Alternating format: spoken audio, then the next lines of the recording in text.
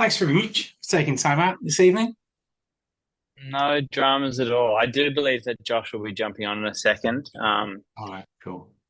Well, as well, but we're on some different time zones here. So, yeah, that was actually one of the questions I was going to ask. So, where are you based? I'm actually based in a place called Bermagui on the south coast, far south coast of Australia, but I'm over in Singapore at the moment, with my Oh, okay. in-laws. We just finished a tour over here, so yeah, just been visiting over here, and I guess a bit of a holiday after the tour as well. Yes, very nice. Okay, but I mean, one of the questions I was going to ask was because Josh is from a band that's West Australian, and you Yeah. guys are from Canberra. So, have you actually all relocated together, or are you still separate? Nah, we're all still separate. I mean, kind of how I guess how we kind of work things these days, which we kind of used to do anyway previously, because none of us have lived in the same place for a long time, is we'll kind of just get together for writing or recording, or we'll get together to practice for a tour. That's kind of how we do it, because I guess we're not in when we first started the band, sure, we had a every Wednesday night was band practice night or whatever it was back then. But that's, going back 15, 16 years. So kind of how we do it now is, yeah, we kind of just get together when we can in blocks and make it happen because, yeah, I'm on the South Coast. Our drummer's been hey, Josh. Uh, Hello, sorry. You're all good. Yeah, drummer's in Canberra, and then yeah, one of our guitar players is in LA. The other guitar player has been kind of mostly in Bali for the last 6 months. And obviously, Josh is in Perth, so we're literally like very far away from each other. Very global. Yeah. Wow, that's awesome. Yeah. Hey, Josh, you haven't missed anything. We were just talking about where you guys are all based. That was it. Okay, it's fine. Hello, mate. No, you're all good. Sorry, I'm like about 63 seconds late. I apologize. It wasn't But me. It yeah, was like Joel that was like upset. that's fair. I was That, fuming. that's fair enough. Joel's like, this is just unacceptable. This is Yeah. disgusting behavior. You had three Disgusting. seconds and I was out of here. Yeah, exactly. That's fair play. That's fair play. But but yeah, we are pretty spread out as a band, which is an interesting way to be a band. But Yeah. we Yeah. make it I work. think in a lot of ways it's good because it's like Yeah, when we're together, we focus in, we get it done. Everyone splits off, does what they need to do, and it kind of means there's probably less like burnout from being around each other too much. 100%. Yeah. Yeah, come back and focus. Josh And is I like, suppose "Yep, one I of got the to get away." No, no, no. No. Now you're putting words in my mouth. Yeah, But all right, sorry. but no. But it is a bit like that where it's like everyone gets to know that they're doing their respective things at the same time and then they can bring the best of themselves into band, which is a good aspect of it too. I suppose with the modern technology anyway, is that you can always record it in your home studio or wherever, and then just send everything digitally anyway, can't you? Definitely. I mean, that's probably in my point of view, and I guess in our kind of field of work, it's been the best thing that's happened in the, I guess, advancement of technology is that we all have abilities now to record in our own home spaces and do these things and send them across the internet to a producer. And so, we still came together a lot when we were making this record, but it was easy to be like, cool, I've done a bunch of this already, or I can just chuck one bit in here or do it at home. And like, the way that a lot of the digital gear has gone is unbelievable for us because I can just have a computer and a bass guitar or a guitar and pretty much do anything I want to write and record without needing any other gear. Like it's pretty crazy for sure. Sounds like you're trying to get a solo gig there. That's just putting it out there. Solo gig, 100%. you'd Solo struggle bass seeing me. album. Solo bass album. Honestly, I'd be here for it. A bit of slap bass, a bit of a solo slap bass album. I'd The be there return for of it. the return of the slap bass. It's Return, coming. the return of the Nice. slap bass. Good Um, title. an official intro then, since we've been talking for 5 minutes. So my name is Ian. I write for a publication called Hi-Fi Way. You are Hands Like Houses, just in case you didn't know. Um, some of this interview is going to be about obviously Froth and Fury Fest, which is in a couple of weeks. We'll chat about what you guys have just been doing. I know you've just been in Asia. We'll talk about you've not even been in a band for a year yet, Josh. So we'll have a chat about that, and of course, how you've been dropping music as well, which actually we'll start with because that's what we've been talking about. So since you joined the band last year, Josh, as a group, if I'm wrong, correct me. You had the EP Tropo, which had the things like Emmy Mac on there and Matt Rainwhite. You've then gone and done Strato, and my understanding is that you're now onto Mesosphere. Am I? Isn't that right? Am I in the right path? Yeah. What's the concept behind doing like kind of these, like almost like every quarter, here's an EP of music? What's the idea behind it? Well, I guess first thing is probably when is this going to be released? Yeah. Oh, good question. Okay. Probably fairly quickly. So hold off. Fairly Okay. quickly. Well, yeah, Josh, you can lead in that one. That was so perfect. That was so perfect.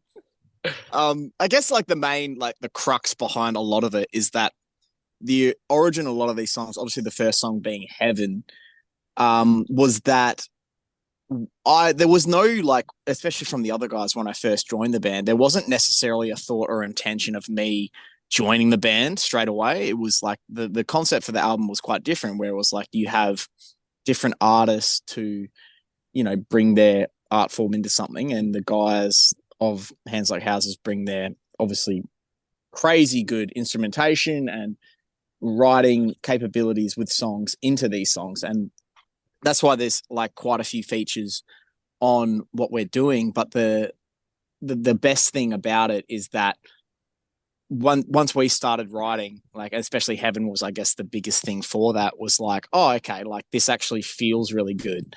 This actually feels like something that's super positive and super empowering for everyone to sort of get their own vision across, like as a band. And like I guess it is like a bit different coming into it from like an outside perspective of what we're doing, but really like as being friends and just as being creatives of trying to create something that we love doing and we enjoy, it all just felt really good. And I think that's kind of been the main thing amongst all of this is like that we love it and we enjoy it, and the layers to like the atmosphere and the development as these songs get released and as we announce further things that come along is that it's the progression of like really us as like a group and as a band and as people, like as we tour, and like we're still very much not it's like figuring it out is the wrong way to say it, but we're very much still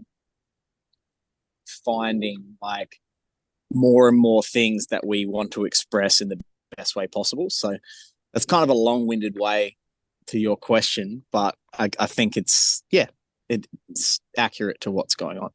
Yeah, and I guess just like looping back onto what Josh said is kind of something we haven't actually spoke about a lot is that, there was a lot of these features at the start because, yeah, we didn't actually have intentions of having a singer. I guess the four of us in the band who were still going, we kind of made this decision of like, we just want to keep writing music. It's kind of been part of our lives for so long, and we didn't want to lose, I guess, what we had been creating together. And so our original intention was actually just let's write music with anyone that wants to make music with us. Let's write with friends. Let's reach out to people. Let's just see what happens when we kind of expanded. And I guess the original concept was like, maybe we don't have a singer. Maybe we just write music and that's how we go. We're kind of this DJ band or something like that. And I guess, we'd written this song with Matt from the Getaway Plan and Aaron from Under Oath and Emmy. And we'd been kind of, I guess, building momentum in that section. And then obviously when we wrote Heaven with Josh, I think we all kind of just knew at the time, we were like, wow, this is definitely a different experience. And then kind of the more we delved into that, we were like, okay, let's just keep going here. And I guess very quickly we were all like, this just sounds and feels good and we want to follow that. And yeah, I guess like Josh said, in a way, it's like we're definitely still figuring this out because I feel like we haven't even scratched the surface of kind of what's possible for us. There's just been a lot of like this honeymoon period of let's just chuck songs at the wall, let's chuck ideas at the wall, and let's just see what feels good. And only for us now, I don't know, we just played our seventh or eighth show with Josh. What do we do? Five? That's like, I think we played like 8 shows with Josh, So this is still such early days for us being like, what feels good live, what's connecting live. There's still a lot of that we're still trying to understand in what we want to do moving forward. So yeah, it's all super exciting, and yeah, there's no shortage of music to come, that's for sure. I mean, you dropped the recent one a few days ago. Hurts Like Hell with Normandy. I mean, have you which is different again from some of the stuff that you guys have done previously. I know you say you throw things at the wall and you see what sticks. Like, I read the comments. I don't know if you guys do, but the comments seem to actually be overwhelmingly positive about these new tangents that you guys are going in. Is that how you feel it though, yourself? Like, are you comfortable with the response you're getting from fans? Because it is a difference having a different singer. It's going to be a different sound. Well, look, like speaking as the different singer, it's a bit The new guy. of like there's always so much like a bit of push and pull, and also like I think the biggest thing that we're trying to do moving forward is that we're not trying to like erase anything from the past and the music that's been created, and we're not trying to like separate ourselves from all the great things that have been done before, but we're just trying to really just I think the crux of it really is that inherently when you write with different people and you do these things, like things are going to sound different and they're going to develop in their own way. And I guess the last thing we want to do is try and do like rehash and rewater sort of things that that have been done before. And I think we just really are embracing this thing of like, let's welcome not just like the future and in each, and I guess creativity, but let's welcome each other's influences. Let's welcome each other's perspective on songs, and I guess just try and like have fun and create the best thing that we can. Like really, when you boil it down, that's what it is. And don't get me wrong, like as overwhelmingly positive as everything has been, there's always going to be like a little bit of, not, I wouldn't even say negativity, but I would just say that people have their opinions and people want to explain how they feel. And I think that's an important thing. And people have every right to do that. And we wouldn't even try and rearrange that or try and like contort that. We just want to bring the future of Hands Like Houses further. And that's it. Like there's nothing else really to it. Like I guess, and I think for us is like we encourage people to have their opinions and their perspectives of what we're doing and how we do it. Like, and because I think it's important because we want like for the rest, I can't speak for the rest of the guys, but as me coming into it, like, and hearing everyone else's opinion in the band, they love the fans. Like we wouldn't be here without people. We wouldn't be here without people listening to these songs and who have been a part of the journey.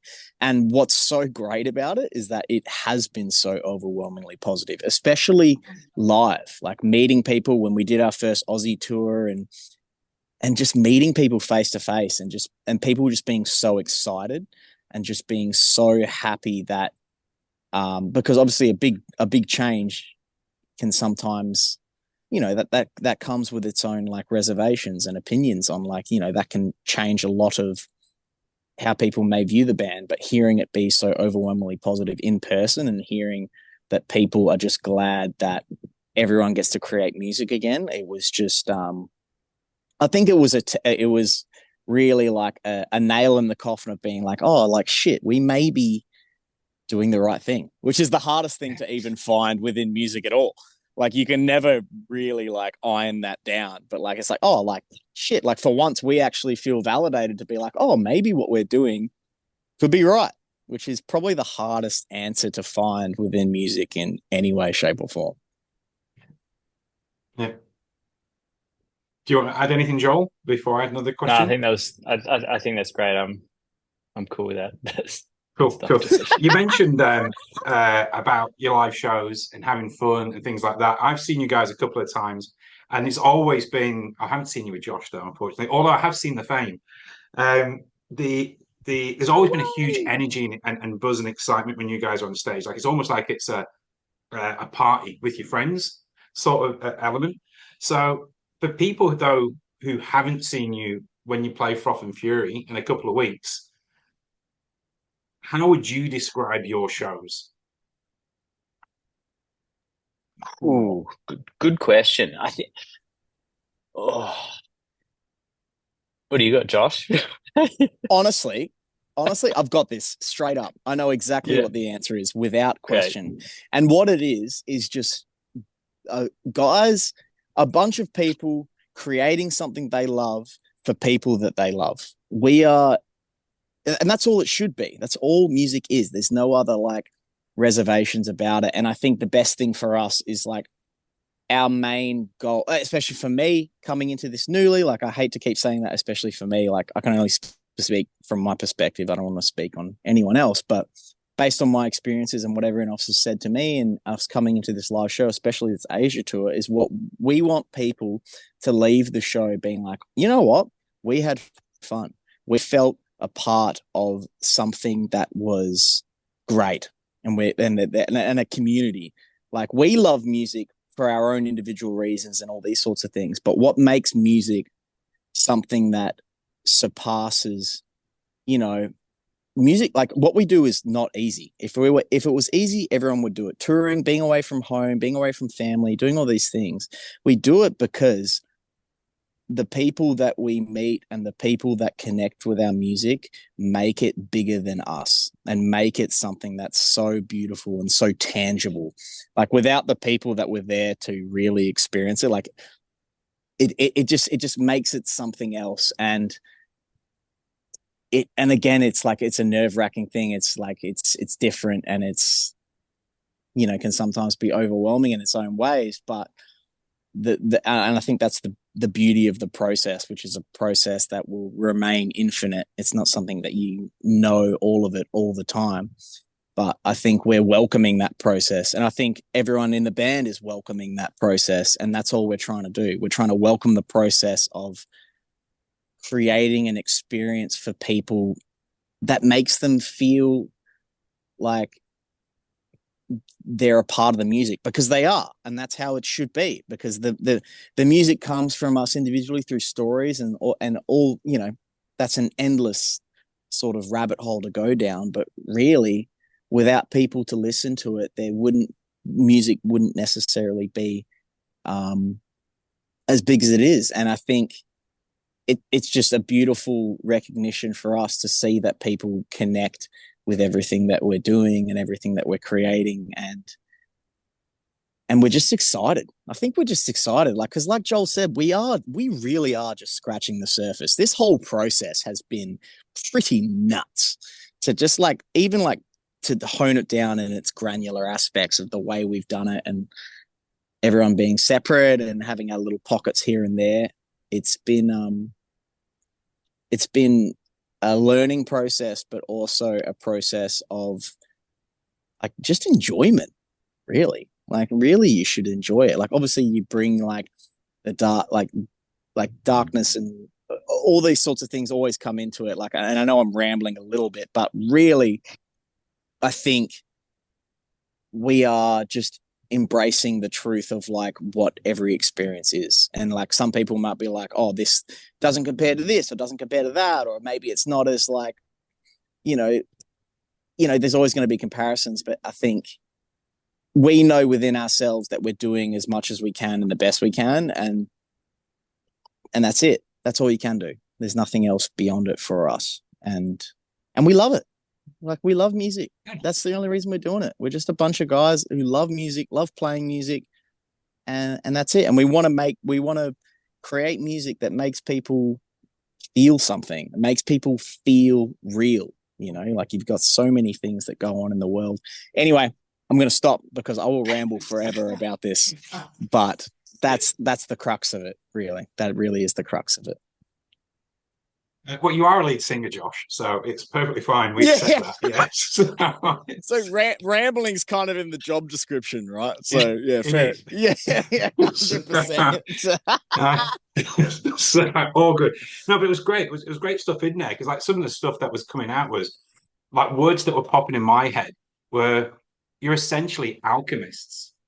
Like you have these ingredients, you go out on stage, and then the other ingredient that gets added, which is different every night, is the audience. And that then goes and creates the magic. It goes and creates the chemistry that you guys go and have. And certainly that's the vibe I've always had from the band. Um, I'm actually going to ask a question that is not about hands like houses.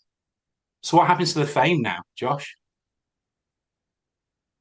Well, the fame still very much exists, and the fame isn't like vanishing. Fame isn't disappearing. I think we're all just really focusing on ourselves. Like we had a really intense like touring schedule. We had a really like the journey of the fame has been one that is a roller coaster to say the least.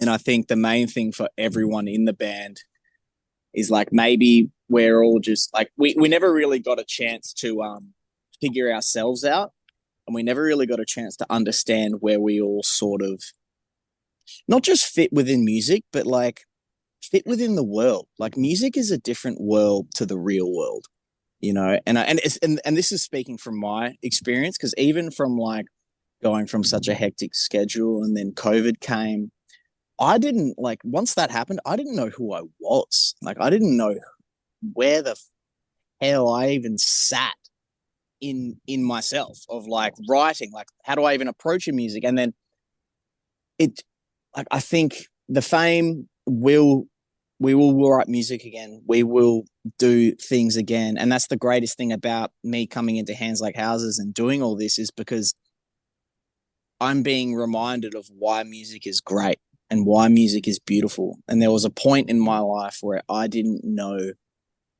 I didn't know. No, so the right way to frame it is I lost my connection to music, not because of people or things like that, but the way everything was structured, I kind of just I didn't know who I was really, like especially with social media and all these other things. Like I didn't, and I'm still figuring that out. Like it'd be silly to say that I'm like definite 110% person all the time, and there's no growth, no decrease, no nothing. Like that's silly. But that was sort of the way I personally had approached it. But the fame still very much exists. We will do stuff, and what's great is the rest of the guys have never said to me to take away from that. You know what I mean? Mm. Like they've never ever been like, "Hey, you need to give up this or you need to do that." No, like they're the most understanding and they've been so instrumental in the process of me finding myself again, like or maybe for the first time. I don't know, but I think yeah, that's probably the best way I could sort of describe it. It's like it's the fame is not going anywhere. Basically, is what I'm saying. So back to hands like houses. Um, I know you touched. There's obviously stuff that's going on, which I know you can't mention right now. Um, I'm guessing that trying to not pop you in a spot where you can't say anything, but I'm guessing after the next sort of releases or whatever concept that you come out with happens, there'll then be a maybe another touring schedule, like one around Australia, maybe overseas. Is that in the works? Yeah, I think like pretty soon we'll be able to announce, I guess, what we have been working on, where all these songs are leading, how they all make sense together, and how to kind of package that in a way that makes sense for us. And we've just toured Asia for the first time in a decade. Obviously, we're about to come back and do Froth and Fury and play nice little hometown show for Josh in Perth.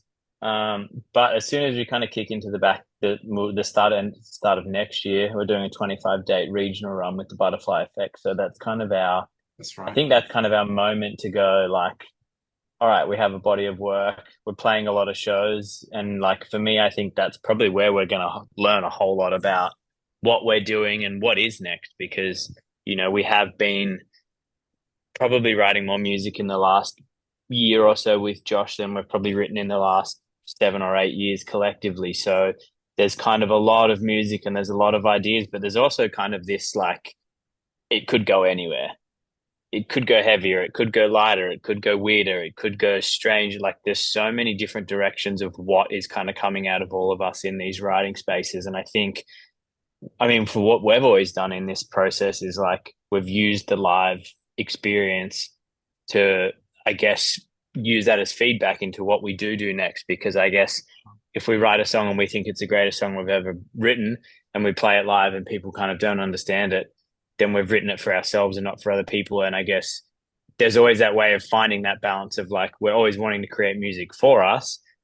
But if we just create it for us, we're kind of then in this strange position. So I guess that, playing 25 shows across Australia is really going to give us an idea of like what feels good for us when we're playing it. Because, even in these 8 shows we've played already, songs that I thought were some of my favorite songs got outdone by other songs when we're playing them live because something came out through the audience or something came out through these shows. So I think there's a lot of yeah, it's going to be pretty instrumental for us playing so many shows in such a short period of time to these people and just seeing what that's like. But yeah, I think there's no shortage of music, and I guess there's no shortage of inspiration at the moment for us. So I think it's just trying to be like, we have all these directions it can go, and here's where it'll go. And maybe it'll go in a lot of different directions. And I think that's kind of the beauty of where we're at now is that we don't, we're finished with our record label. We're finished doing all of these things that had kind of, I guess, put us in boxes where it's like, we can turn up somewhere like Froth and Fury and play the heaviest set we've ever played. Maybe we play some softer stuff. Like there's a lot of opportunity to curate any set around any, performance we're playing to be like, what do we want to do here and what do we want to achieve in these spaces? So I think it's a real thing of beauty that we have a lot of freedom moving forward to curate those spaces to, it's all trial and error. So yeah, it's pretty special, and I'm very much looking forward to it. Awesome. That's brilliant. That's brilliant. We all are. And you're right, because by the end of this year, you would have done 10 shows and then it's 25. So it's going to be that big. Yeah, it's crazy at the moment. We've put out more songs than shows we've played, which is like, which is crazy. I think we just put out, this is song 10. So song 11 is just around the corner as well. Nice. Nice. One last one, because obviously I appreciate that you're on holiday and Josh is being a singer. So, yeah. That is such a great. Sorry, I'm going to interrupt you slightly. That is the best sentence I've ever heard someone say in a long time, and I wish people would say that more. I wish people would be like, you know what, Josh, he's just being a singer. Sorry, I won't interrupt you again, but that was like, and I'm not even saying this facetiously. Like it fueled me in the best way. Sorry, I apologize. All good, all good. Thank you. So last question is because obviously Froth Fury is in Adelaide. We're all Adelaide based. I'm in Adelaide. Do you guys have any just one kind of like really awesome story about a show you've done in Adelaide or an event that's happened in Adelaide? I've definitely got one. You go first because Yeah, I've got one too. I'm trying to remember back to the year it was, but I'm gonna hazard a guess and say it was somewhere around 2014, 15, maybe. We were playing in Adelaide at, I'm pretty sure it was called Enigma Bar, and Yeah. it was like Oh, yeah, upstairs. It was we kind of played there too. dark downstairs. I remember we played this show, like it was a sold out show, kind of had all the classic features of a sweaty kind of upstairs, dark, dingy kind of venue. And I feel like we got maybe, I don't know, 10 songs through the set. There's probably maybe three, four songs left in the set. And all of a sudden, like the entire crowd has just moved from the venue onto the stage, and it was just like mayhem. We're not usually like, because we're not like a punk or hardcore band, usually everything's like relatively contained in the mosh pit. Everyone jumps around, does their thing, has fun, goes back to it. But this was just a show where like I couldn't reach my pedals. People were literally like standing on my pedals. So things were just changing every minute, like back when we had a lot of gear. And it was kind of like the only thing I could do was just back up to the drum kit and just kind of stand there and just play with whatever was going on. Like couldn't get to the microphone. There was just people everywhere. And I remember that just being like, it must have sounded so bad that it kind of was at the point where like no one would have cared because the whole vibe was just that everyone was just losing their minds. Like I don't even know if I was playing anything. I was probably in the wrong tuning. Who knows what was going on? But I just remember playing there and being like, whoa, like Adelaide's always going to have a special place. Awesome. Have you got one, Josh? I do. It's not as like as hectic as that, but in a different way of like it was obviously with the Fame, and we played a show there, and we didn't sell out the show. I think it may have been at the same venue, but the thing that I always took away from it is that everyone in Adelaide was up for it, absolutely up for it, and we just played, and it like wasn't necessarily as mayhem as that, but it was just it was eye opening because it reminded me of the fact like it doesn't matter if you play to one person or a million people. Every show matters and every single performance matters because you don't know the reasons as to why that person is there or whatever it is, but that it is just as important if you're playing to one person to a million because every single person might just it might just like tick something over where they express themselves in a way that they might not have even been aware of. I think we played, I can't remember, it may have been to a couple hundred people, something like that. And it was probably the most energetic show we had played out of like a 15 show tour or something like I can't remember exactly dates and stuff like that, but it was like towards the end of a leg and people just brought themselves. And I think that was the most interesting aspect. Is like sometimes with shows, people bring their own like reservations and like ideas and stuff like that. But it was just nice to see people bring themselves and and want to be a part of every experience. And that's what that was, Adelaide for us was like we saw people bring themselves, which I think which is beautiful, really. Awesome. Well, thanks for that, guys, and hopefully you will bring yourselves in a couple of weeks, and we will as well. Nice segue. See, it can be cheesy as well. Now, on that, I will let you guys go. Thank you very much for your time. Loving the new music. Obviously, we know there's going to be more, so can't wait for that. And we'll see you guys 3 weeks on Saturday. Absolutely. Wait, man. Thanks for the interview. Thanks for your time. Yeah. Thank you for your time. Can't wait to see you. Can't wait to see everyone else there. Super pumped. It's going to be wild. Can't wait. Appreciate you. Thank you. Take care. Bye. Take care, See you, buddy. mate.